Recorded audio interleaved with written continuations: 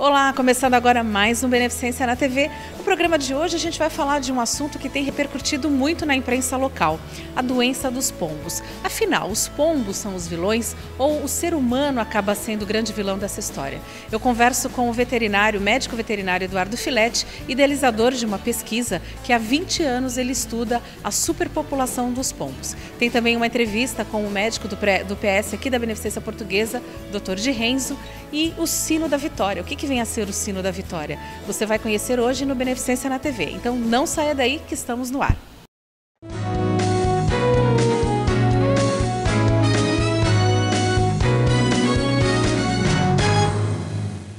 Eu converso com ele, que é médico veterinário, professor de fisiologia e também faz algumas pesquisas pela Unisanta. Dr. Eduardo Filete. Tudo bom, Filete? Bom, é sempre uma grata satisfação vir aqui na Beneficência, né? Porque é um espaço bacana, gostoso aqui, né? E agora remodelado, é sempre um prazer poder dar uma humilde contribuição para o programa.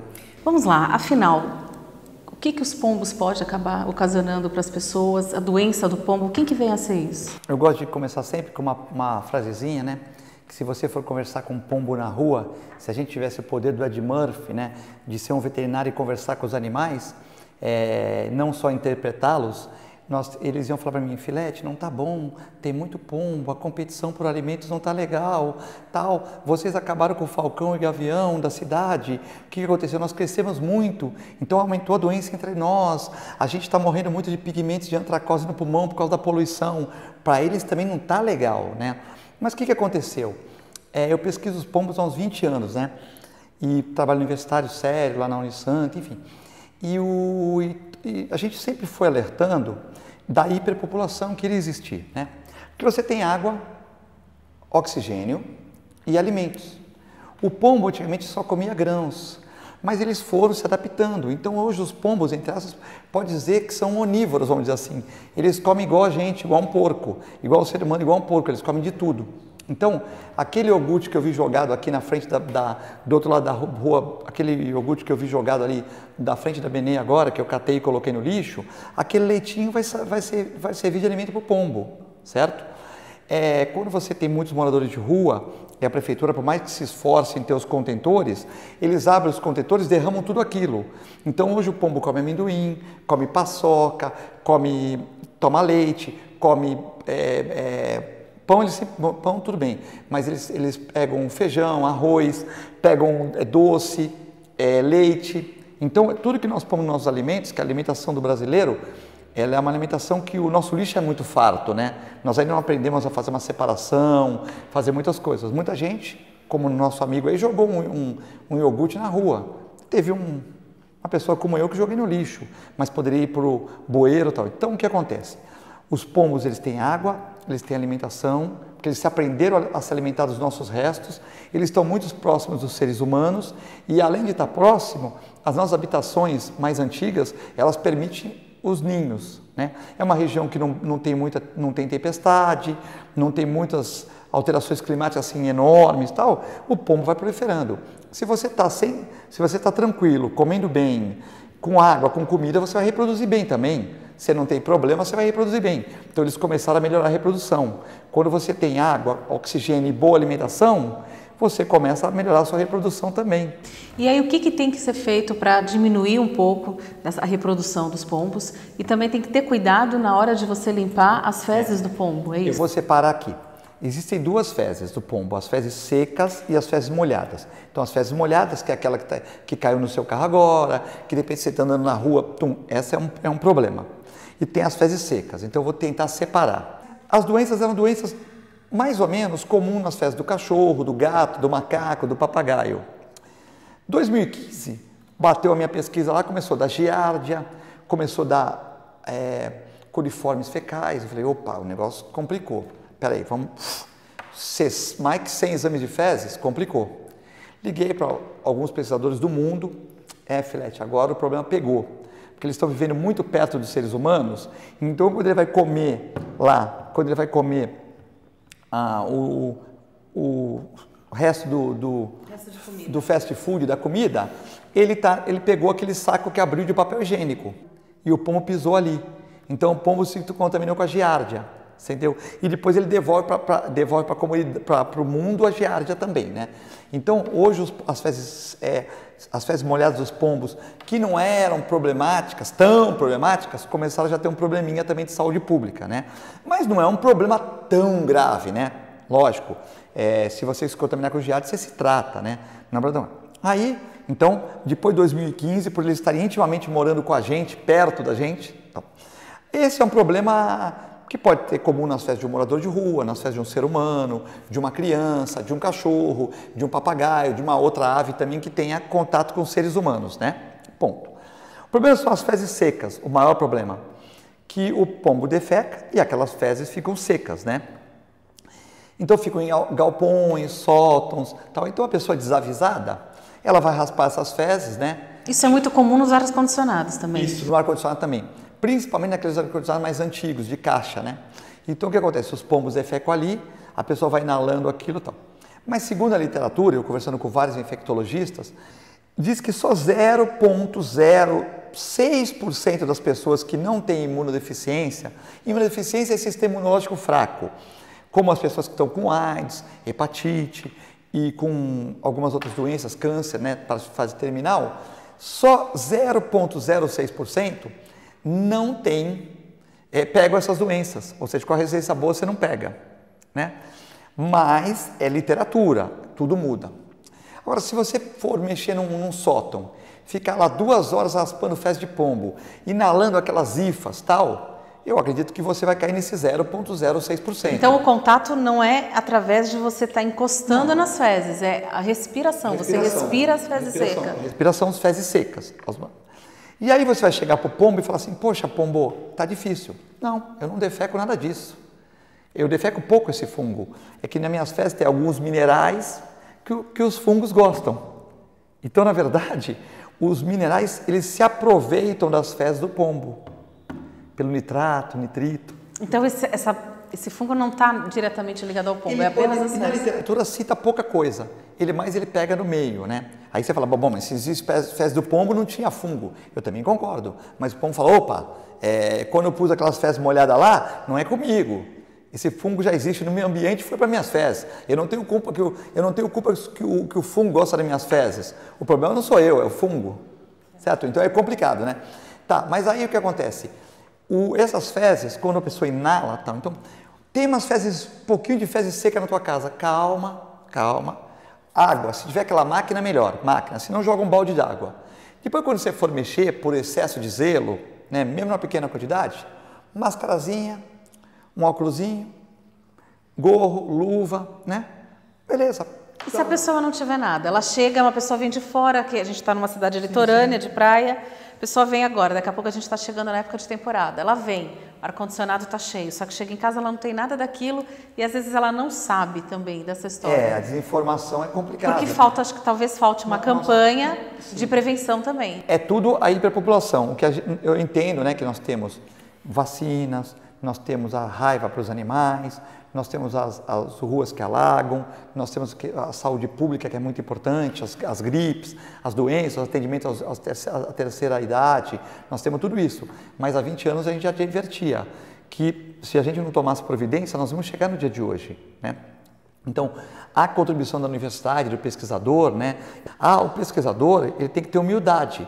Eu mostro para a sociedade o problema, vocês analisam, jornalistas, donos de casa e os políticos que estão com a caneta na mão têm que fazer o trabalho, né? Até hoje acharam que tinha coisa mais importante, certo? Mas sempre foi avisado que ia ter hiperpopulação, né?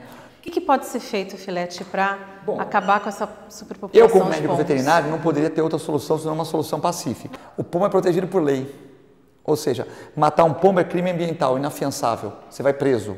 Como a gente tem que ser legalista, anticoncepcional, 10 dias, 3 vezes por ano.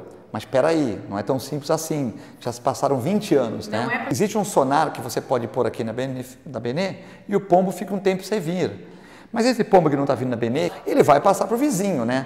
Ou seja, se todo mundo, se nós temos 2.000 casas no município, 1.000 colocarem, vai ter o dobro dos pombos nessas outras 1.000, né? Então nós temos que pensar numa coisa macro. Filete, aquelas pessoas que viram a notícia, souberam, ou até familiares, tem medo agora, eu não vou mais chegar perto de pombo. Só para desmistificar aquela coisa de que não é o pombo que está passando a doença, e sim as fezes secas dos pombos. Cuidados, o que as pessoas podem estar fazendo para estar amenizando. Eu queria também dar um recado, porque outro dia eu passei numa rua, uma senhora estava dando alimentação para o pombo. Falou, nossa, filete, você era o Robin Hood dos animais, defendia, pegava bicho na rua, toda a campanha você estava na frente e tal. Eu falei, não, senhora, mas vocês só contribuem com 4% do aumento do pombo. Então para de bater na velhinha, naquele senhorzinho que está levando comida para o pombo, tal, porque 96% são grãos do cais do porto, que são derramados, né? E também a nossa própria sujeira urbana. Ah, mas eu sei que você que está vendo a Benê, acomoda bem o lixo. Parabéns para você. Se você não está acomodando tão bem, pensa nisso. Que você está culpando a Dona Maria que está dando comida para os pombos, mas vai ver que pessoas como você são mais responsáveis. Bom, é uma pena que isso está acontecendo. Obrigada pela sua participação mais uma vez. Então, só recapitulando, chegou em casa, veio passar as férias ou tem fezes secas de pombo, amolece as fezes. Um pouquinho de fezes, vamos supor, tem um pouquinho, também se amolece e tal, não vai acontecer nada. Amarra um paninho aqui para não respirar, compra... O importante é não respirar essas rifas. Agora, ar-condicionado tem que fazer limpeza, né? Então, quem conserta ar-condicionado aqui vai ter trabalho, tem que fazer limpeza nesses ar-condicionados. E evitar também você querer entrar num sótão, de repente numa garagem e querer limpar aquilo. Se você não tem experiência, máquina e material de proteção. Vai numa loja de defensivo agrícola e compra aqueles materiais de proteção, qualquer loja de materiais de construção, tal, compra material de proteção, um óculosinho, põe um óculos, um gorro, uma máscara e uma luvinha, acabou. Vai lá, amolece, tal, limpa, cloro, quaternado de amônia, passa, acabou, vai resolver o problema e não vamos matar pombo e vai resolver o problema. Agora, o problema da cidade toda, aí tem que ter um controle, né? E eu acho que, só para terminar, eu acho que a gente tem que apurar essas mortes que tiveram para a gente entender, por exemplo, onde as pessoas se contaminaram, onde as pessoas tiveram contato com pombo. De repente, a pessoa pode ter entrado, vamos supor, num sótão, mexeu com fezes de pombo e ficou 2 horas lá. Então a gente tem que passar para a sociedade o que aconteceu. Olha, realmente essa pessoa não era imunossuprimida, mas pegou porque teve muito contato. Porque também, senão daqui a pouco a pessoa vai pensar que tem um pombo na rua que ela vai pegar doença. E não é bem assim. Exatamente. Obrigada mais uma vez, Filete, pela sua participação. E tá aí, olha, não sai daí. Eu vou conversar agora com o Dr. Renzo e ele vai falar um pouquinho sobre a doença do pombo. Eu converso com o Dr. Renzo, que é aqui do PS da Beneficência Portuguesa, e a gente vai falar um pouquinho sobre essa doença. Doutor, diagnóstico, é um diagnóstico difícil? Quais são os sintomas? É difícil, porque o início de uma doença desse tipo é muito semelhante a várias doenças infecciosas, com quadro febril, com tosse, com indisposição geral, fraqueza. E gradativamente, veja bem, a evolução do quadro é que aponta para um resultado desse, da presença de um fungo e de tratamento difícil. O quadro cerebral, o quadro da meningite propriamente dito, já vem como um fator de complicação daquele quadro inicial. A maior parte das vezes é um quadro respiratório, pulmonar, um tipo de bronquipneumonia, tipo de uma evolução ruim de uma pneumonia e que acaba gerando um quadro cerebral. Então, no caso, a pessoa, quando acaba chegando ao hospital, ela chega com um quadro de uma outra patologia, de uma pneumonia, um problema respiratório, e conforme vai dando a medicação, vendo que não está apresentando melhora, é que acaba chegando a uma conclusão de que pode ser a meningite do pombo. Que não é meningite do pombo, é meningite criptocócica, causada pelo criptococo, que é um fungo que habita normalmente as fezes secas dos pombos. E o que acontece é assim, normalmente você começa a ter sintomas de mais um órgão. Então, começam a aparecer sintomas neurológicos, ou uma crise convulsiva, ou uma rigidez de nuca, e coisas desse tipo te levam a pensar, está havendo alguma coisa, um comprometimento cerebral, e você tem que estar atento.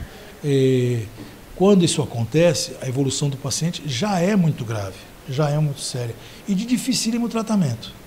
A pouca experiência que a gente tem nesses quadros indicam assim, a gente, num quadro recente, por mais que fizesse em termos de droga usada, de tipo de medicamento usado, o paciente em nenhum momento teve uma evolução positiva que levasse a gente a ter esperança de uma melhora.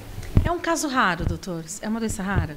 De uma incidência muito baixa, é um caso importante, mas é um caso de um diagnóstico difícil e que ocorre pouco, com toda certeza.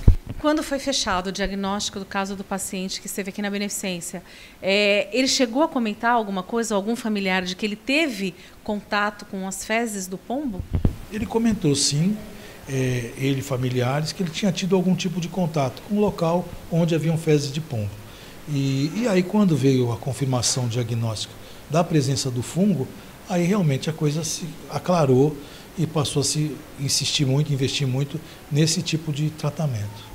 Agora, doutor, nós conversamos antes da sua entrevista com um veterinário que ele explicou quais os cuidados que tem que ter ao se manusear, fazer uma limpeza, por exemplo, de um ar-condicionado que tenha fezes de pombo. Supondo que uma pessoa, de repente, não tomou um devido cuidado, sem querer mexer, ou acabou inalando, ela pode fazer alguma coisa e vir já procurar um ambulatório ou um pronto-socorro e avisar, olha, eu tive contato, dá para fazer alguma coisa que possa prevenir, ou espera acontecer algum sintoma? Ela tem que esperar algum sintoma.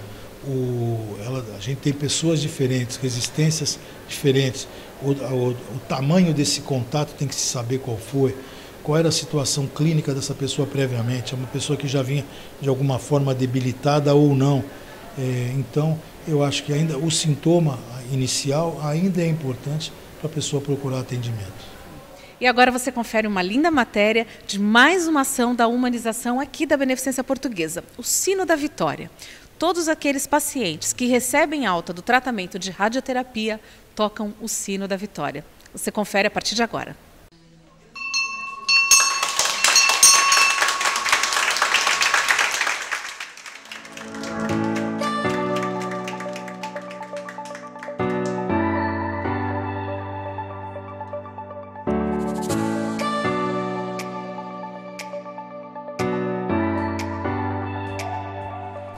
Sabe aquele momento que você bate o sino com vontade?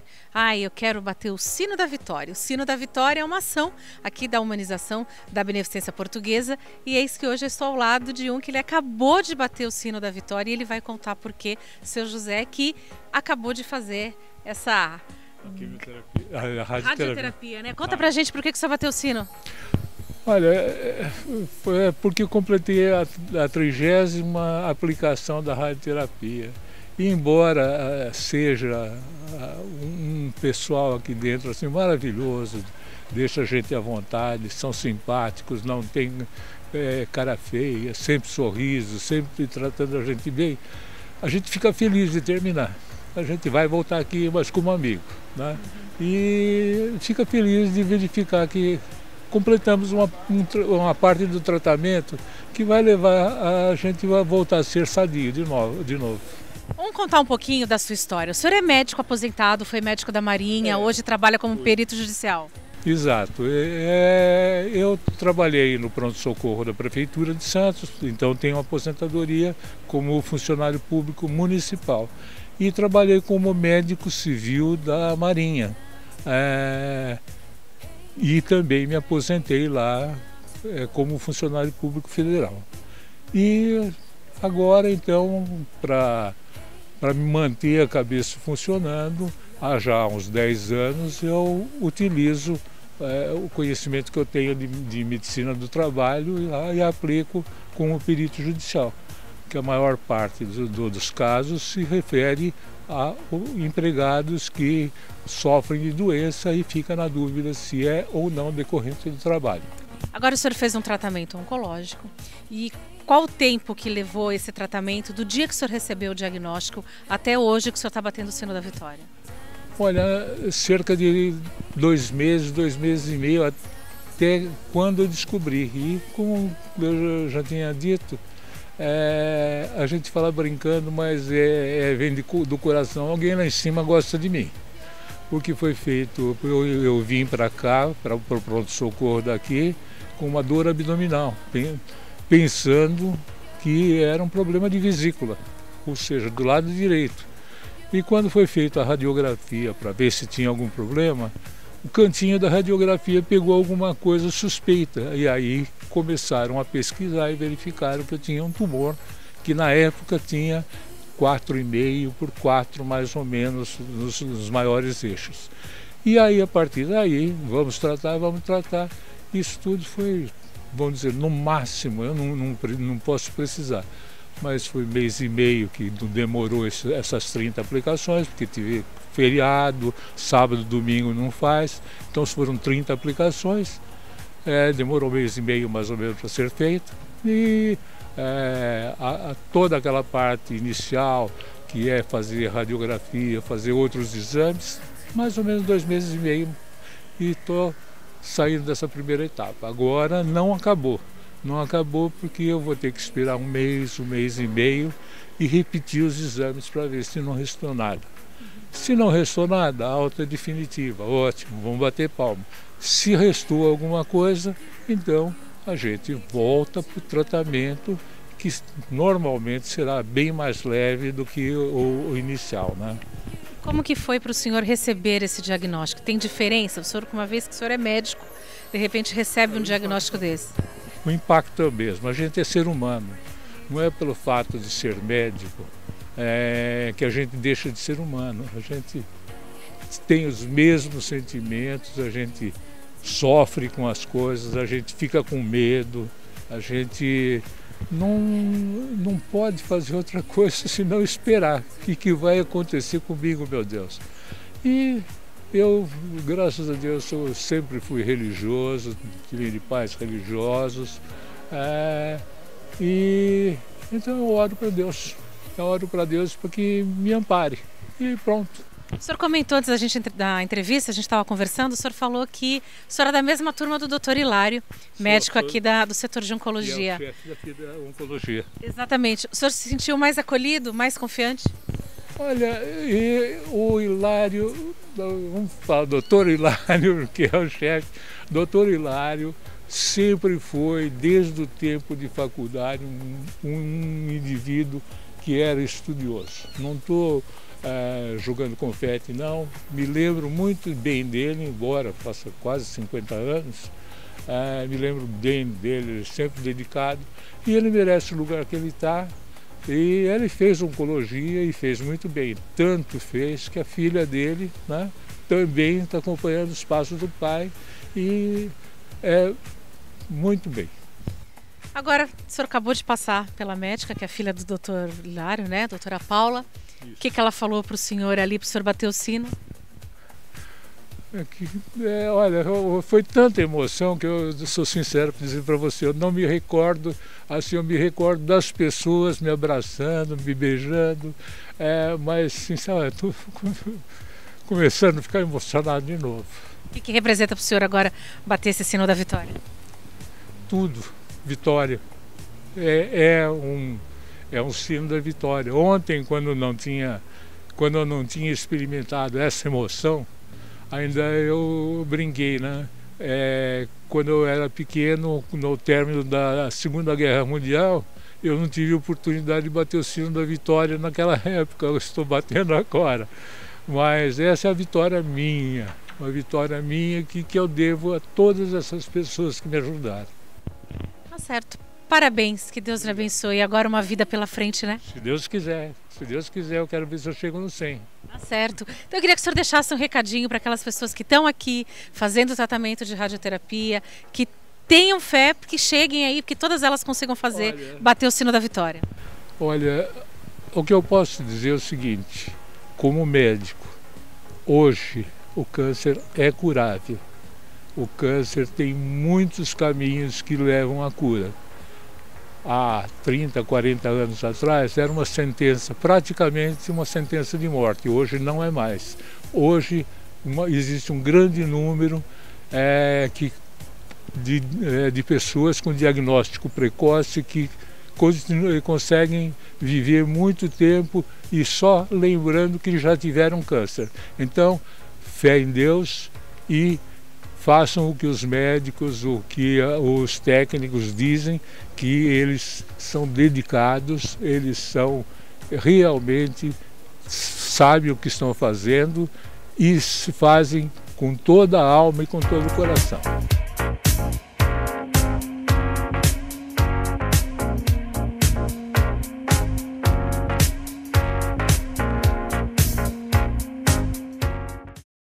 E agora você fica com uma dica do chefe de cozinha aqui da Beneficência Portuguesa, que vai dar uma dica, vai ensinar uma receita de um peixe muito gostoso.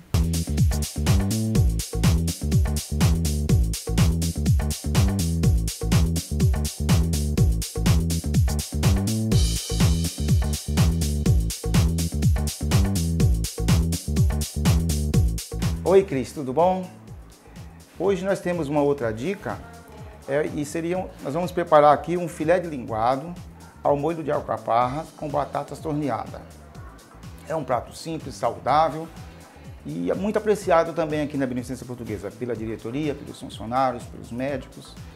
É um prato muito simples, nós pegamos aí umas 200 gramas de filé de linguado, temperamos com uma banda de um limão, metade de um limão, temperamos com sal, pimenta do reino,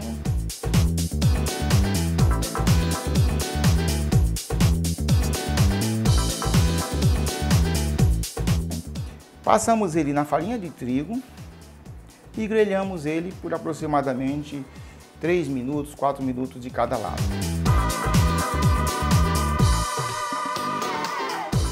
Deixamos esse peixe de lado e iremos agora preparar um molho de alcaparras.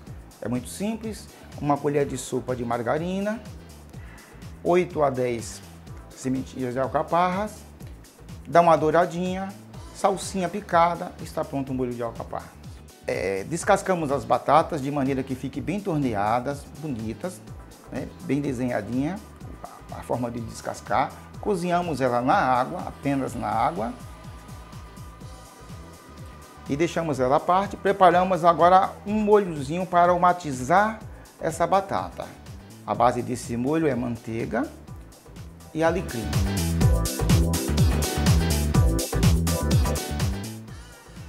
Preparado esse molho, voltamos ao peixe. Colocamos o peixe no prato, as batatas em pezinhas, bem arrumadinhas. Esse prato é acompanhado com arroz branco ou arroz à grega, se a pessoa preferir, né? Voltamos com esse molho de alecrim por cima das batatas e o molho de alcaparra em cima do peixe. E decoramos tudo isso com salsinha, né? Então, Cris, essa aqui é a nossa dica de hoje. Esse peixe ao molho de alcaparra com batatas torneadas, aromatizada com molho de alecrim.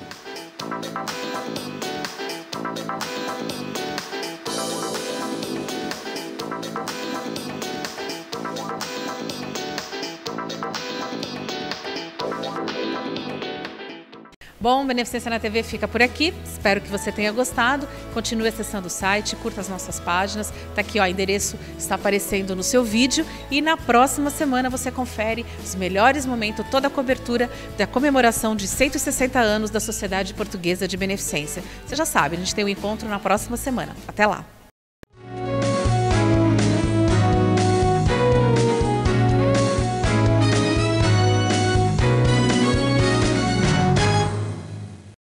Beneficência na TV.